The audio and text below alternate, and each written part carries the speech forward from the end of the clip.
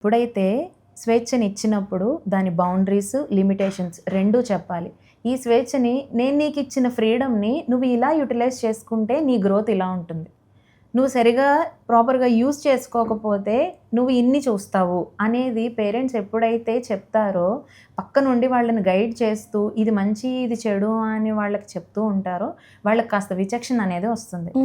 ఏమీ తెలియని వయసు నుంచే కూడా వాళ్ళకి నీకు నచ్చింది చెయ్యి అని చెప్పినప్పుడు వాళ్ళకి అంటే ఇక్కడ ఒకటి సారీ ఈ మాట అనొచ్చో లేదో, పిచ్చోడికి చేతిలో రాయిచ్చినట్టే కదా మేడం ఓపెన్‌గా చెప్పాలంటే. అలాగే అవుతుంది. ఎందుకు అంటే ప్రాపర్‌గా డెవలప్‌మెంట్ అనేది జరగకముందే వాళ్ళకి నీకు నచ్చింది చెయ్యి అని చెప్పేసాం.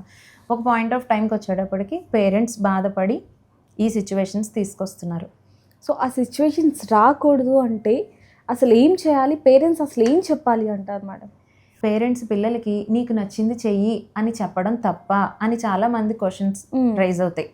ఇక్కడ తప్పు కాదు, పేరెంట్స్ తప్పు కాదు. ఇచ్చిన స్వేచ్ఛని ఎలా యూజ్ చేసుకోవాలో తెలియక, అవగాహన అనేది లేక, మంచికి చెడుకి గుర్తింపు అనేది తెలుసుకోకపోవడంలో పేరెంట్స్ని పక్కన పెట్టేసి లెక్కలేనితనంగా చూస్తున్నారు.